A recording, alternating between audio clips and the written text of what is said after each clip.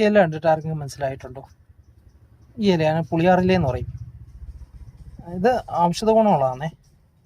എന്തിനാ ഉപയോഗിക്കുന്നതെന്ന് അറിയത്തില്ല, പക്ഷേ നല്ല ഔഷധ ഗുണമുള്ള ഒരു ഇലയാണ് പുളിയാറില.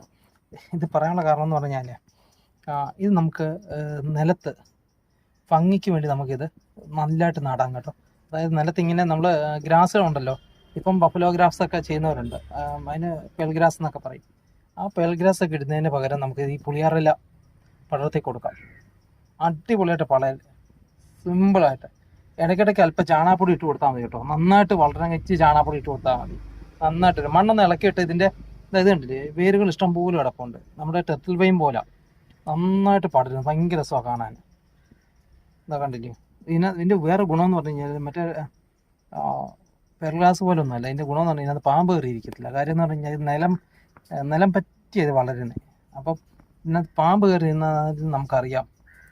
അങ്ങനെ തിക്കായിട്ടല്ല, പക്ഷെ നല്ല രസമാണ് കാണാൻ. ഇത് വളരുന്നത് നല്ല ഏത് വെയിലിനെയും പ്രതിരോധിക്കും. വെയിൽ കഴിഞ്ഞാൽ ചിലപ്പോൾ വെള്ളം ഒഴിച്ച് കൊടുത്താൽ മതി, നശിച്ചു പോയാലും പെട്ടെന്ന് കിളിച്ച് വരും. വേര് കിടന്നാൽ മതി അവിടെ, അടിപൊളിയായിട്ട് കിളിച്ച് വരുന്ന സാധനം. അപ്പം ഞാൻ വീടെല്ലാം ഇപ്പം ചെയ്യാൻ വേണ്ടിയിരിക്കുക. ഇത് ഫേസ്ബുക്കിനകത്ത് ഞാൻ കണ്ടിരുന്നു, ഒരാടെ മുറ്റത്ത് ഇതുപോലെ പുള്ളിക്കാരൻ വളർത്തിയെടുത്തേക്കുന്നത്. ഇച്ചിരി സമയമെടുക്കും വളർന്ന് കിട്ടാൻ, പക്ഷെ വളർന്നു കഴിഞ്ഞാൽ അടിപൊളി നല്ല രസമായിരിക്കും കാണാൻ. ഇപ്പം എല്ലാവർക്കും മനസ്സിലായോ? ഇതാണ്ട് ഇതുപോലുള്ള കുഞ്ഞിലയാണ്. ഇതിപ്പോൾ ഇവിടെ ഇത്രയും പടർന്നു നിൽക്കുന്ന കണ്ടില്ലയോ, ഇങ്ങനെ പടർന്നു നിൽക്കുന്ന. അതിൻ്റെ ഇടയ്ക്ക് പോച്ചയുണ്ട്, പടർന്നിരിക്കുന്നതാണ്. അപ്പം നമ്മുടെ ചാനലും സപ്പോർട്ട് ചെയ്യണം. അപ്പം കൃഷി സംബന്ധമായിട്ടും മറ്റ് ചെടികൾ സംബന്ധമായിട്ടുള്ള വീഡിയോകളുമായിട്ട് നമുക്ക് അടുത്ത ദിവസം വീണ്ടും കാണാം. അപ്പം നമ്മുടെ ചാനലും മറക്കാതെ സപ്പോർട്ട് ചെയ്യണം. വീഡിയോ ഇഷ്ടമായെങ്കിൽ ഷെയർ ചെയ്യണം. അപ്പോൾ അടുത്ത ദിവസം നമുക്ക് അടുത്ത വീഡിയോയുമായിട്ട് വീണ്ടും കാണാം. നന്ദി.